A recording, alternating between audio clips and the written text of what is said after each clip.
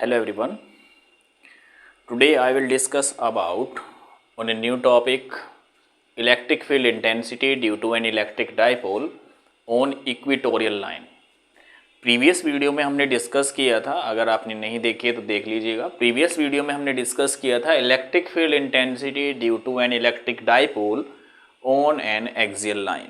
But इस video में हम डिस्कस करेंगे electric field intensity due to electric dipole on equatorial line. Equatorial line पर जब हम इलेक्ट्रिक फील्ड इंटेंसिटी को निकाल लेंगे तो जैसे हमने पहले इलेक्ट्रिक फील्ड इंटेंसिटी को निकाला था इन्वर्सली प्रोपोर्शनल टू 1/r³ के आया था, तो सिमिलरली यहाँ भी हमारे पास इलेक्ट्रिक फील्ड इंटेंसिटी जो है वो 1/r³ के ही इक्वल आएगा या इन्वर्सली प्रोपोर्शनल टू आएगा। मीन्स अगर हम r का डिस्टेंस बढ़ा रहे हैं तो सिमिलरली हमारा जो इलेक्ट्रिक फील्ड इंटेंसिटी है वो डिक्रीज होगा। मीन्स डिनोमिनेटर के बढ़ाने से इलेक्ट्रिक फील्ड इंटेंसिटी डिक्रीज होगी। अगर डिनोमिनेटर आपका लेस है तो इलेक्ट्रिक फील्ड इंटेंसिटी आपकी ग्रेटर होगी।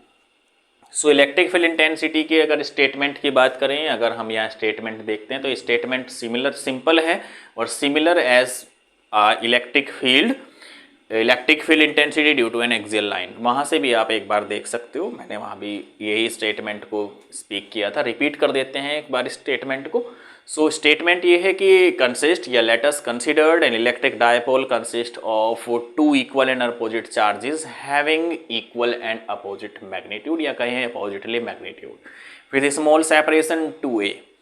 P is the electric field, P is the electric dipole moment and E is the electric field intensity, where the on P a positive test charge is placed having the +1 coulomb, and the E is the electric field intensity and the distance from the center to the that charge is called r। तो r distance हमने वहाँ ले लिया था, distance r। तो similarly हम यहाँ भी इलेक्ट्रिक फील्ड इंटेंसिटी को हम फाइंड करेंगे और जो परपेंडिकुलर जो आपका हाइपोटेन्यूस जो लेंथ होगी और जो बेसमेंट होगा उसके बिटवीन में जो एंगल ड्रॉन होगा वो हम लेंगे यहाँ एंगल थीटा। सो कैसे हम इसे डिस्कस करेंगे, तो सबसे पहले हम फिगर को एक बार देख लेते हैं।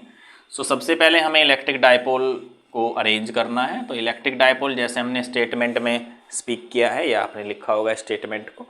सो स्टेटमेंट में हमने ये यहाँ से यहाँ तक ये भाई 2a मान लिया है। तो ये जो डिस्टेंस होगा ये हमारा a होगा और ये डिस्टेंस भी हमारा a होगा, जैसे हमने प्रीवियसली वीडियो में देखा है।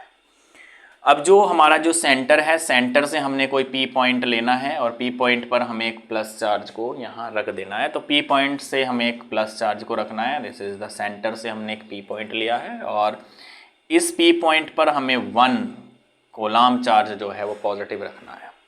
अब इस P पॉइंट पर हमें इलेक्ट्रिक फील्ड जो है वो फाइंड आउट करनी है, जो कि डिस्टेंस r से रखी है फ्रॉम सेंटर से।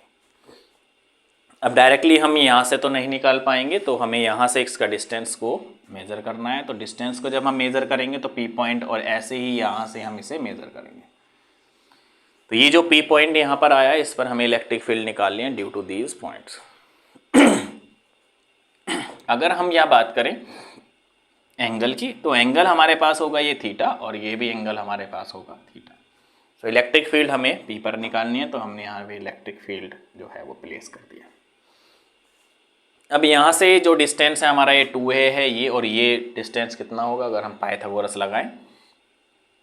तो अकॉर्डिंग टू पाइथागोरस तो हमारे पास बनेगा under the root of this is r² + a², और ये भी हमारे पास बनेगा under the root of r² + a²। ये हमारे पास जो है वो डिस्टेंस आएगा। अब अगर हम यहाँ बात करें तो इलेक्ट्रिक फील्ड पर, तो इससे जो फील्ड लगेगी, ये जो चार्ज है ये मान लीजिए हमारे पास जो है ये +q है और ये जो मान लीजिए इसे -q है और ये हमारे पास +q चार्ज है। ये फील्ड जो है ये हमारे पास जो +q चार्ज की फील्ड है ये ऐसे इस डायरेक्शन में जो फॉर्म करेगी, इसे हम कहते हैं F2 या E2। इलेक्ट्रिक फील्ड को हम इसे रिप्रेजेंट करते हैं E2, और इससे जो इलेक्ट्रिक फील्ड लगेगी इस डायरेक्शन में लगनी थी तो ये जाएगी इसका रिवर्स। तो ये अब इसकी सेम साइड आएगी तो हम कहेंगे इसे E1। नेट जो इलेक्ट्रिक फील्ड होगी वो होगा इसका रिजल्टेंट। तो रिजल्टेंट हमने ये मान लिया, this is the resultant electric field. अब E1 E2 दोनों रिजल्टेंट इसी फील्ड पर होगा। सो इलेक्ट्रिक फील्ड हमने दोनों ही E1 और इसे E2 इसी फील्ड पर रख लिया। अब E1 E2 जब इसी फील्ड पे रखा तो हमारे पास जो फॉर्म्ड बनेगा ये एंगल कितना होगा, ये एंगल भी थीटा होगा और ये एंगल भी आपके पास थीटा होगा। थीटा थीटा एंगल, जितना एंगल ये मेजर करेगा उतना ही एंगल यहाँ पर भी मेजर करेगा, चाहे तो आप इसे फाइंड भी कर सकते हैं। दिस इज द को इंटीरियर एंगल, अगर ये इसके पैरेलल लाइन है, बेसिकली पैरेलली होगी बट ये को इंटीरियर एंगल है, जितना एंगल ये होगा उतना ही एंगल ये भी रिप्लेस होगा।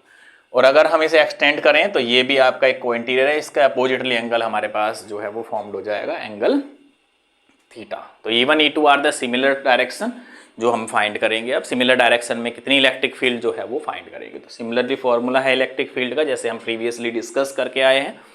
सो इलेक्ट्रिक फील्ड का formula E is equal to 1/4 pi, this is epsilon naught into Q by 4 pi Q by R square.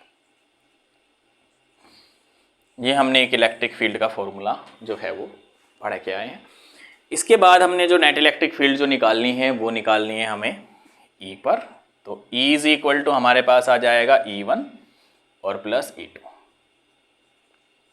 Resultant में इलेक्ट्रिक फील्ड जो है वो ऐड हो जाएंगे, तो रिजल्टेंट की इलेक्ट्रिक फील्ड ये बनेगी। इसे हम मान लेते हैं इक्वेशन 1।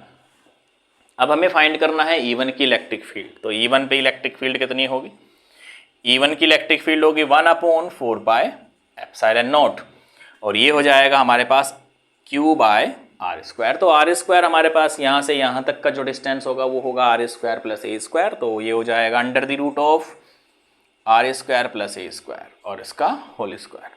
सिमिलरली हम इसे अगर सॉल्व करेंगे तो हमारे पास आ जाएगा 1/4 pi epsilon naught, it's become R square plus A square और ये Q के फॉर्म में आएगा। अगर एंगल की बात कर रहा है तो इसके साथ हम एंगल थीटा को भी इंक्लूडेड कर सकते हैं, तो ये हो जाएगा आपका कॉस थीटा। सिमिलरली यहाँ भी आपके पास आएगा कॉस थीटा। तो cos theta is the angle between the horizontal and the आपका जो हाइपोटेन्यूस है उसके बिटवीन का जो एंगल है, या हम कहें कि जितने एंगल पे इलेक्ट्रिक फील्ड इंटेंसिटी जो डेवलप हो रही है उसके बिटवीन का जो एंगल है वो एंगल हमने थीटा लिया है। सिमिलरली हम E2 लेंगे। E2 इज इक्वल टू आएगा 1/4 pi epsilon naught, it's become Q by under the root of R square plus A square. It is similar as the E1 and it is cos theta. Why? Because the distance from the charge to the field या to the point it's become a same, so under the root of R square plus A square. Now you can again solve it. So it's become E2 vector is equal to 1/4 pi epsilon not into it's become Q by, ये हो जाएगा आपके पास R square plus A square और ये बनेगा आपके पास cos theta. If you can put up this value E1 and E2 over equation 1, so we get solving the equation। तो फर्स्टली हमें ये वैल्यू जो है वो E1 और E2 में रखनी है, तो ये बनेगी भाई E1 प्लस E2।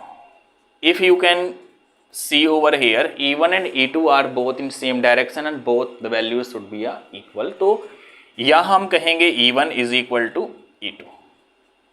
सो दोनों ही वैल्यू अगर सेम है तो E1 is equal to E2 के रख सकते हैं, E2 is equal to E1 हम कह सकते हैं। तो E1 के हमने इक्वल रख लिया, तो ये बनेगा E vector is equal to E1 vector plus E1 vector.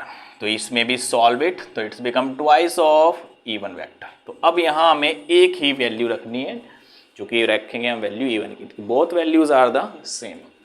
So it's become solving, तो it's become E vector is equal to twice of 1/4 pi epsilon not into Q by 4 pi Q by R square, this is R square plus A square and it's multiply by cos theta. So यहाँ हम cos theta को भी solve करेंगे। तो cos theta क्या होता है, cos theta is equal to it's become base upon hypotenuse. अगर हम 10th क्लास की ट्रिग्नोमेट्री से देखें तो it is base upon hypotenuse. Base कितना है, बेस है आपके पास A और हाइपोटेन्यूस है आपके पास under the root of R square plus A square. Cos theta के प्लेस में हम ये वैल्यू यहाँ रिप्लेस कर सकते हैं। करिए रिप्लेस भाई, electric field intensity it's become twice of 1/4 pi epsilon not into Q by R square plus A square और मल्टीप्लाई Q के प्लेस पे हमने कॉस थीटा के प्लेस पे हमने रिप्लेस कर दिया है A by under the root of R square plus A square.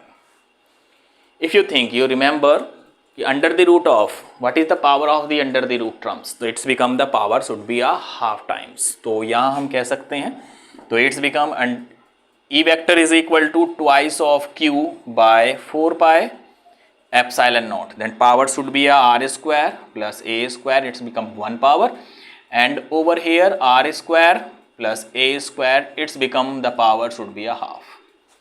So same base power should be added, so 1 plus half power, it's become 3 by 2,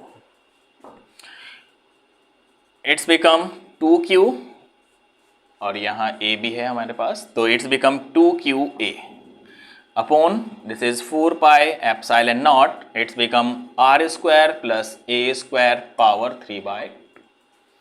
Now again 2a cos theta, तो 2a not cos theta, 2a आ जाएगा हमारे पास q into 2a, और q into 2a क्या होता है, electric dipole moment, it's become convert into electric dipole moment, so we can place over here q into 2a, if you multiply the 2 over here and q into 2a, similar formula बन जाएगा, और ये हमारे पास बनेगा p vector, तो it's become 4 pi epsilon not, the power should B a r square plus a square, power should B 3 by 2.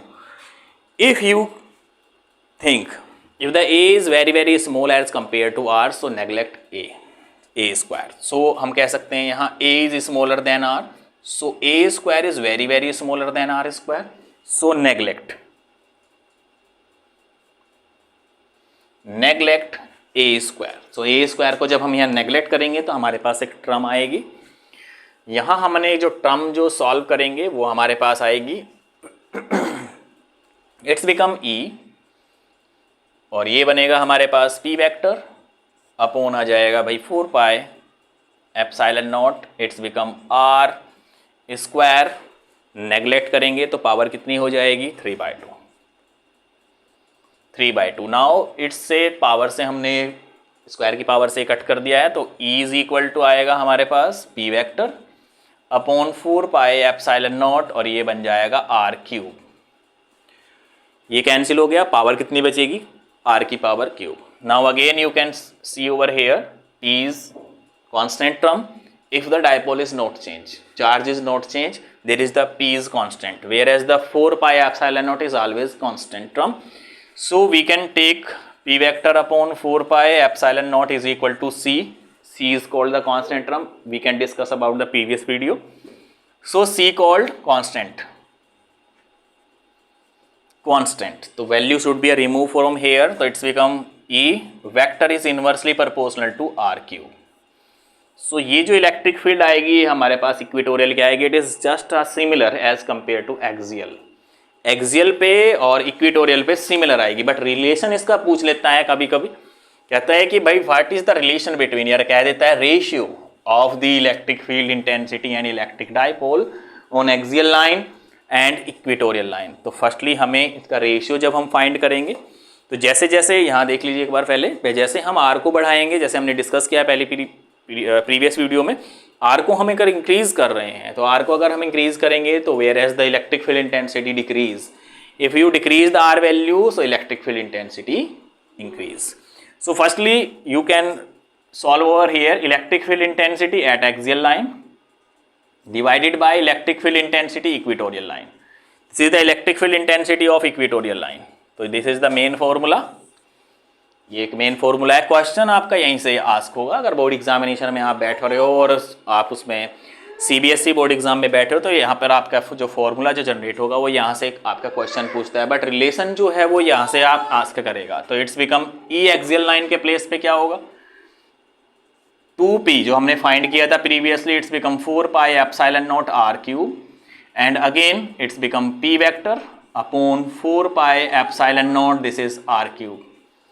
अब जो चीज कैंसिल आउट हो रही है उसे कैंसिल कर दीजिए. देखिए 4 पाई आर क्यूब से कंप्लीट कैंसिल एंड p से p कैंसिल, तो ये बन जाएगा आपके पास e vector a axial upon आ जाएगा e इक्वेटोरियल, और ये बनेगा 2/1.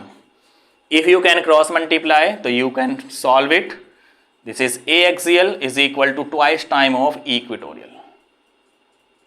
ये जो टर्म आएगी ये आपके पास रिलेशन आ जाएगा कि उसमें twice टाइम होता है या नहीं होता. यहाँ से आप ये भी फाइंड कर सकते हो, E इक्वेटोरियल पे आप कह सकते हो E एक्सियल का ये होता है भाई हाफ टाइम्स. ये भी आप यहाँ बता सकते हो। Clear? I hope you may be clear the video, and in this video you maybe have the clear the topic. So thank you.